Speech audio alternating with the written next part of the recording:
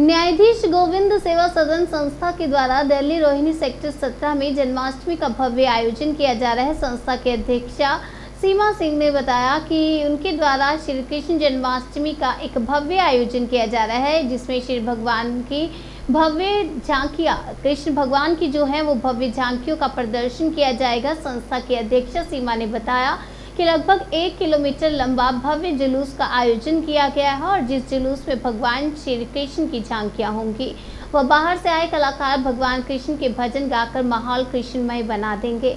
कहा कि इस प्रकार का आयोजन रोहिणी में पहली बार किया जा रहा है। तमन्ना वधवा ने कहा कि लगभग 4 से 5 हज़ार के करीब श्रद्धालु पंडाल में आकर भगवान श्री कृष्ण की झांकियों के दर्शन करेंगे। नीतू गुप्ता ने कहा कि आरती के बाद संस्था के द्वारा प्रसाद वितरण की व्यवस्था की गई है। किसी प्रकार की कोई अप्रिय घटना ना हो, उसके लिए सुरक्षा के कड़े इंतजाम किए गए हैं। क्या कहा अध्यक्षा सीमा ने, आइए आपको सुनाते हैं। बहुत बहुत स्वागत है आपका जनसेतु राष्ट्रीय न्यूज नेटवर्क पर। मैं हूं हरिंदर कौशल। अभी हम उपस्थित हैं सेक्टर 17 रोहिणी में। आज हम बात करेंगे सीमा जी से। हम इनसे जानेंगे कि इनकी संस्था है, उसके बारे में हम चाहेंगे कि सीमा जी हमें कुछ बताएं। एक जन्माष्टमी का एक बड़ा फंक्शन करने के लिए जा रहे हैं यहाँ पर, जिसके बीच में उम्मीद की जा रही है कि हज़ारों की संख्या के बीच में लोग आएंगे। जैसे कि भारतवर्ष त्योहारों के देश के रूप में जाना जाता है। अगर हम देखें तो पूरे विश्व में अगर सबसे ज़्यादा त्यौहार किसी देश में मनाए जाते हैं तो वो भारतवर्ष है। भारतवर्ष जो है त्योहारों के नाम से जाना जाता है और यहाँ पे कुछ एक त्यौहार ऐसे हैं जिनका महत्व हिंदू धर्म के बीच में बहुत ज़्यादा है, जैसे कि जन्माष्टमी है, राखी है, दिवाली है, दशहरा है। इन त्योहारों को बहुत धूमधाम से मनाया जाता है। अभी कुछ दिन के बाद देश के बीच में 19 तारीख को राखी का त्यौहार मनाया जाएगा। उसके बाद जन्माष्टमी का जो त्यौहार है, जिसमें कि भगवान श्री कृष्ण जी का जन्म दिवस के रूप में भी उसको जाना जाता है, उसको मनाया जाएगा। तो सीमा जी के जो संगठन है, इसने एक बहुत बड़ा एक यहाँ पर आयोजन किया है, जिसके बीच में कि भगवान श्री कृष्ण का जो त्यौहार है उस दिन 7 बजे से वहाँ पे शुरू होगा। उसके बीच में भगवान श्री कृष्ण की झलकियाँ दिखाई जाएंगी और जब तक जन्म नहीं हो जाएगा तब तक पूरा धूमधाम के साथ वहाँ पे कीर्तन, भजन कीर्तन सब किए जाएंगे और उम्मीद की जा रही है कि बहुत संख्या के बीच में यहाँ पर लोग आएंगे। आज हम जानते हैं सीमा जी से कि जो ये प्रोग्राम है कैसा प्रोग्राम रहने वाला है और थोड़ा इनसे हम चाहेंगे कि अपनी संस्था के बारे में बताएं, जो हमारे दर्शक देख रहे हैं वो भी जान सकें कि जो ये संस्था है ये क्या संस्था है, कब इसका गठन हुआ था और कब से ये कार्य कर रही है। नमस्कार सीमा जी। नमस्कार सीमा जी, सबसे पहले तो मैं जानना चाहूँगा कि जैसे कि हमारे इस समय आपको लाखों दर्शक देख रहे हैं टीवी के ऊपर, आपकी संस्था है, इसका क्या नाम है, इसका गठन कब हुआ था और ये कब से कार्य कर रही है? ये हमारी संस्था का नाम न्यायाधीश गोविंद सेवा सदन है और ये संस्था का गठन हमारे पिछली जन्माष्टमी पे जून में मेरा ऑपरेशन हुआ था। तो उस ऑपरेशन के दौरान बेड रेस्ट पे ये मेरे मन में आया और श्री कृष्ण जी की मैं भक्त हूँ, मेरे घर में सेवा चलती है उनकी और मैं बस सपने में मेरे दर्शन आए और मुझे एक ऐसा स्वरूप दिखाई दिया श्री कृष्ण का, जो कि अभी वर्ल्ड में ऐसी प्रतिमा उनकी है नहीं, जो वो मेरे सपने में आए। और फिर कहीं ना कहीं वो मुझे पिक्चर में मैंने उनको करा और वो पिक्चर ऐसी बनी, वो सच में ऐसी बनी जैसे कि सपने में मेरे दिखाई गई थी, दिखी थी मुझे। और उन्होंने मुझे नाम भी उन्होंने ही मुझे ये दिया कि मेरा नाम जो है न्यायाधीश गोविंद इसका रखा जाए, ताकि कि आजकल हम देख रहे हैं बहुत लोग होते हैं जिनको न्याय नहीं मिलता। तो मेरा मानना ऐसा है कि जब वो प्रतिमा बनेगी तो उसके पास जो भी जाएगा, कोई भी दुखी या किसी का भी, चाहे वो कोर्ट केस चल रहा हो, चाहे घर पे भी बहुत परिस्थितियाँ ऐसी हो जाती है कि हम टूट जाते हैं, तो जब उस प्रतिमा के सामने जो भी जाएगा, मांगेगा और अपनी दुख उनके आगे रखेगा तो वो उसका न्याय ज़रूर करेंगे। उन्होंने मुझे ये आश्वासन दिया था। उसी को लेते, उस सपने को लेते मैंने इस न्यायाधीश गोविंद सेवा सदन की शुरुआत की थी। बहुत सारी प्रॉब्लम आई और ये हमारा दूसरा पर्व है। पहले पर्व में भी बहुत चमत्कार हुए और 1 महीने में सारी हमने ये परिस्थितियों को, जो चैलेंज जो भी आए, हमने उसको एक्सेप्ट किया और काफ़ी चीज़ें करी हमने और भजन कीर्तन किया था। तो तब भी 2,500 से 3,000 लोग उस दिन दर्शन के लिए आए थे और काफ़ी बारिश हुई, परेशानी हुई, लेकिन सारी परेशानियों को दूर करते हुए हमारा प्रोग्राम बहुत अच्छे से मना और इस बार तो हमें और ज़्यादा उम्मीद है, हमने और ज़्यादा अपनी तरफ से तैयारियां की हैं। तो जैसे आपको लगता है कि पिछली बार जैसे 2,500 लोग के करीब आए थे, आपका कहना है, हाँ जी, तो इस बार और ज़्यादा आएंगे, तो कितनी उम्मीद कर रहे हैं आप? मैं उम्मीद करती हूँ, उम्मीद तो देखो प्रभु की इच्छा है, वो तो हम तो कुछ नहीं होते, हम तो सिर्फ एक माध्यम है, हम कर रहे हैं काम। और मुझे उम्मीद है कि इस बार 4 से 5 हज़ार बंदे ज़रूर आएंगे लोग उनके दर्शन करने, क्योंकि इस बार हम नया ये कर रहे हैं कि हम मेरे लड्डू गोपाल हैं, बड़े हैं, इतने काफ़ी बड़े लड्डू गोपाल हैं मेरे पास, वो है राधा रानी है। तो मैं इंसान को बना के हम छवि काफ़ी देर तक, देखो उन्हें भी कष्ट होता है कि बच्चों को हम बना के खड़ा कर देते हैं 4-4 घंटे, तो कष्ट होता है। जब हमारे पास प्रभु हैं, उनकी प्रतिमा है, हम उनको पूछ सकते हैं।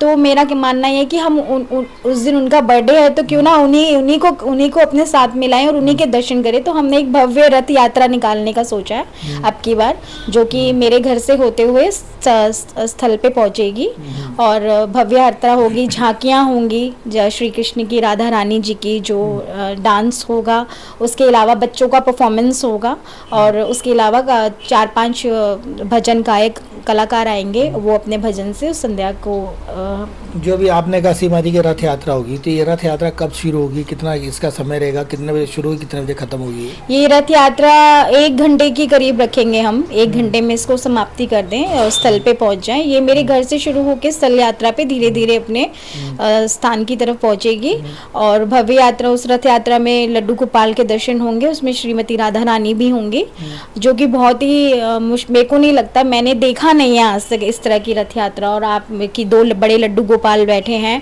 और दोनों के ही अलग अलग स्वरूप दिखाई देंगे आपको।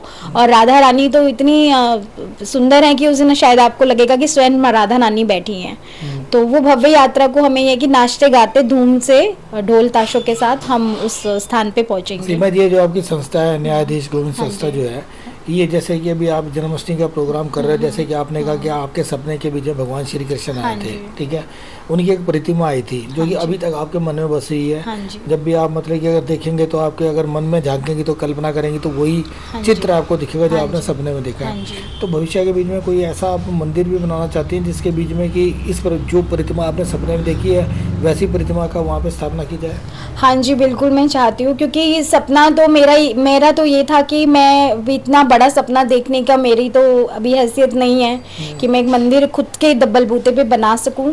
तो मैंने तो ये सोचा था कि मैं अपने घर पे उस प्रतिमा को विराजमान करूंगी, 4-5 फुट की जो प्रतिमा रहेगी मैं अपने घर पे करूंगी। लेकिन फिर वो मेरे सपने में आके बोले, नहीं, एक तो वो परेशान थोड़ी ना है, तो तेरे घर पे कौन आएगा, मेरे को लोगों से मत दूर करो। अगर मतलब उन्होंने ही सब दिया है, न्यायाधीश गोविंद, देखो कितना सब लोग कहते हैं, बहुत ही यूनिक नाम है, क्योंकि गोविंद का या कृष्ण का कोई भी न्यायाधीश नाम नहीं है। जब हम रजिस्ट्रेशन करवाने गए थे तब भी हमें बड़ी प्रॉब्लम आई थी कि न्यायाधीश नाम आप यूज़ नहीं कर सकते, लेकिन फिर भी उन्होंने उसको करवाया और बहुत ही अच्छा हमें एक रजिस्ट्रेशन नंबर जो होता है वो भी बड़ा यूनिक मिला। तो ये सारी जो चीज़ें घटित होती गई, ये और पक्का विश्वास, दृढ़ विश्वास करती रही कि जब तक जीऊँगी सोचूंगी कि मैं इस मंदिर को बनाऊं और ये जितने भी लोग हैं, जितने भी कृष्ण भक्त हैं या हमारे सनातन धर्म को मानते हैं, जो भी है, अन्य लोग भी मानते हैं, ऐसा नहीं है कि सनातन धर्म के लोग ही मानते हैं, सभी मानते हैं, हिंदू मुस्लिम, उनके तो मुसलमान भी भक्त थे और उनके तो सभी धर्म के लोग आते हैं, ऐसा नहीं है।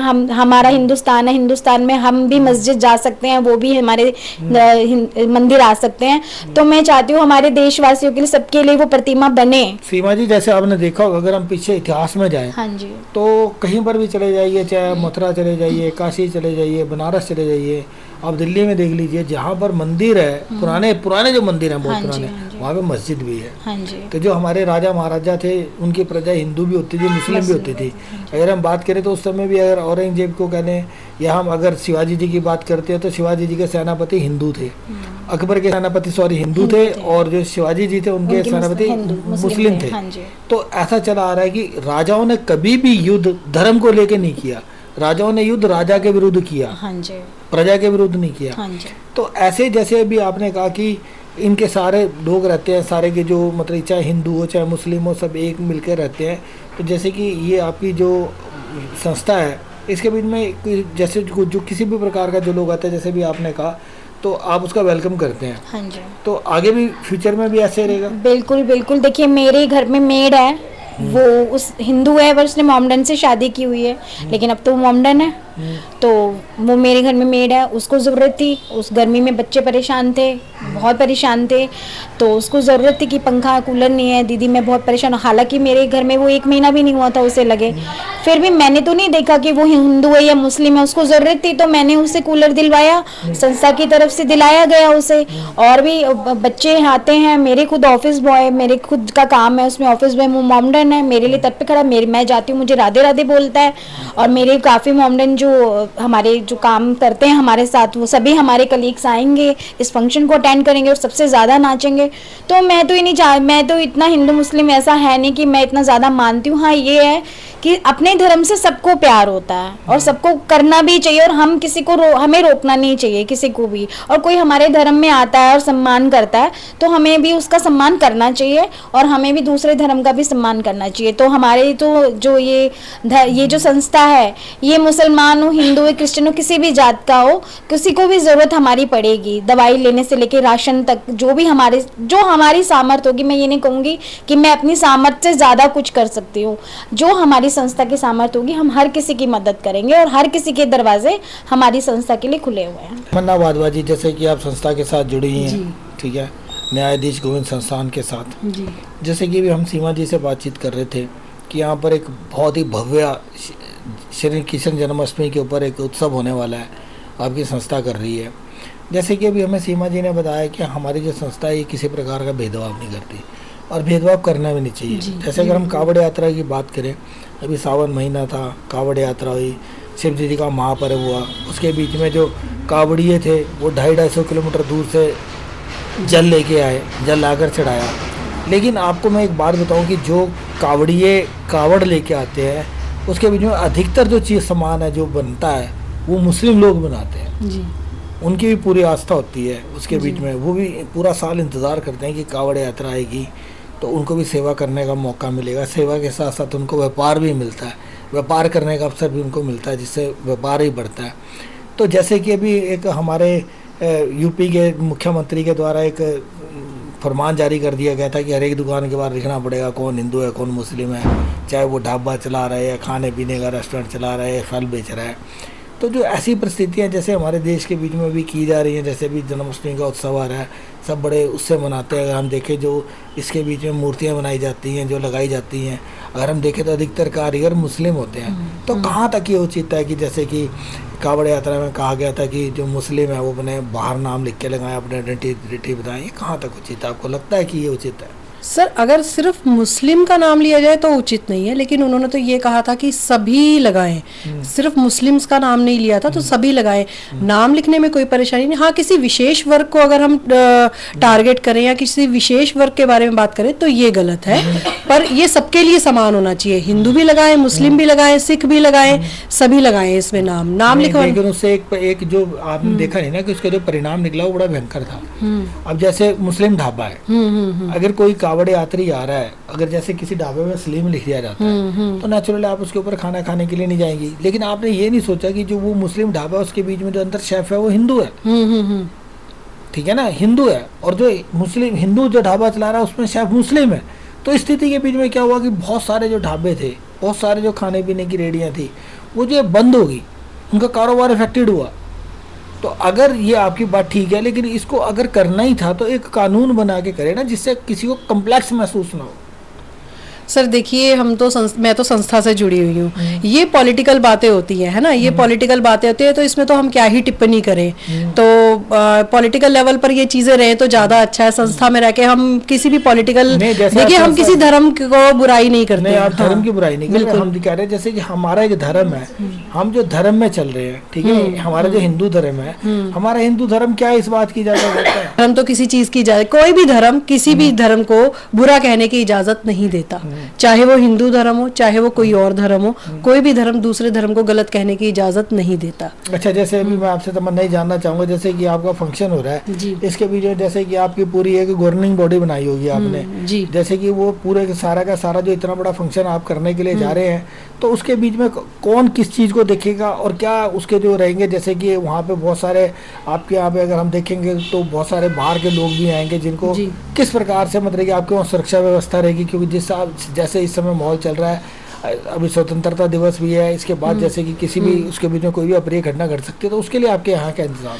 जी, हमने सुरक्षा का इंतजाम तो ऐसे किया है कि हमने पुलिस में इन्फॉर्मेशन दी हुई है, लाइक हमारे यहाँ के जो ACP वगैरह है सब है, उनके पास इन्फॉर्मेशन है, पेट्रोलिंग होगी, और जहाँ तक रहे हमारे इलेक्ट्रॉनिक यंत्र जो भी बिजली के जो भी चीज़ें होंगी वो हमारी जो भी व्यवस्था करते हैं उनसे बात हुई है, उस चीज़ का पूरा खास ख्याल रखा जाएगा। पेट्रोलिंग तो होगी ही होगी, और बाकी हमारे जो हमारी तरफ से जो वॉलंटियर्स होंगे वो भी इस चीज़ का ध्यान रखेंगे कि कोई भी किसी को नुकसान ना हो, किसी भी तरह का किसी का कोई नुकसान ना हो, ये चीज़ का ध्यान खास रखा जाएगा। इसके लिए हमने वॉलंटियर्स अपने बुलाए हैं, हमारी संस्था के साथ काफ़ी लोग जुड़े हैं, जिसमें जो जेंट्स भी हैं वो सभी इन चीज़ों का ध्यान रखेंगे खासकर। नीतू गुप्ता जी, जैसे कि अभी आप एक भव्य फंक्शन करने के लिए जा रहे हैं, उसमें क्या क्या रहने वाला है? उसमें बहुत कुछ है, आपको राधा कृष्ण की झांकियां देखने को मिलेंगी, और सबसे बड़ा हमारी जो भव्य रथ यात्रा निकलेगी बहुत खूबसूरत होगी, जो शायद आपने अभी पहले कहीं नहीं देखी होगी। और हमारे गायक बहुत अच्छे होंगे जो बहुत मिठास के साथ गाएंगे। क्राउड हमारा बहुत ज़्यादा होगा उसमें, तो बहुत सारी चीज़ें आपको नई इसमें देखने के लिए मिलेंगी, क्योंकि अगर सारी चीज़ों का वर्णन मैं पहले से कर दूं तो उसका मज़ा आधा हो जाएगा। नहीं, वो तो मज़ा तो आधा हो जाएगा, लेकिन हम चाहेंगे कि अगर जो हमारे दर्शक जो देख रहे हैं आपको, क्योंकि जब आप बताएंगे उसको कि आपके प्रोग्राम की क्या रूपरेखा रहेगी, तो उनमें एक उत्सुकता बढ़ेगी, और उस दिन आपके यहाँ वो भारी संख्या के बीच में आएंगे, और जो आप इतना बड़ा उत्सव करने के लिए जा रहे हैं, देखो अगर उसका लाभ जनता को ना मिले तो उसका फायदा नहीं है ना। इसलिए उत्सव का लाभ यही है कि जो भव्य रथ यात्रा है, सबसे पहले तो केंद्र बिंदु हमारा वही होगा, क्योंकि अभी तक किसी ने इतनी बड़ी रथ यात्रा ऐसे नहीं निकाली होगी, जिसमें सारा मतलब नृत्य करते हुए, उसमें लड्डू गोपाल हमारे, राधा रानी सब होंगे। आधा तो आप समझिए कि उत्साह लोगों का उसी चीज से इतना होगा। और उसके बाद हमारा अंदर जो हमारा होगा पूरा प्रोग्राम, उसमें हमारे जितने गायक होंगे, हमारी झांकियां बहुत खूबसूरत हैं, हमारे गायक बहुत मिठास वाले होंगे सारे। तो गुप्ता जी ने, तमन्ना वाधवा जी ने और सीमा जी ने बताया कि प्रोग्राम के बीच में क्या रहने वाला है, किस प्रकार जो है ये प्रोग्राम, जैसे कि प्रोग्राम तो उस दिन पूरी दिल्ली के बीच में होंगे, एस्कॉन मंदिर में भी होंगे, जैपनीज पार्क में भी बहुत सारे ऐसे पंडाल लगे हैं जिनके बीच में भव्य जन्माष्टमी का आयोजन किया जाएगा। ये कैसे बिल्कुल अलग रहेगा, कैसे आप लोगों को यहाँ पर आके इस उत्सव का आनंद उठाना चाहिए, क्योंकि उस दिन इतनी जगह पे प्रोग्राम होगा कि सब जगह लोग जाएंगे। भगतगण जो है श्रद्धालु हर जगह कोशिश करते हैं कि हम जाएं और हर जगह जाके देखें कि भगवान श्री कृष्ण की झांकियाँ कैसी हैं, किसने कैसी बनाई हैं, कितनी खूबसूरत झांकियाँ हैं। अगर आप वाकई में अगर इस प्रोग्राम का आनंद लेना चाहते हैं और जन्माष्टमी को एक उत्सव की तरह मनाना चाहते हैं और अपने भगवान श्री कृष्ण को अगर आप देखना चाहते हैं सही रूप के बीच में, तो जरूर आप आइएगा।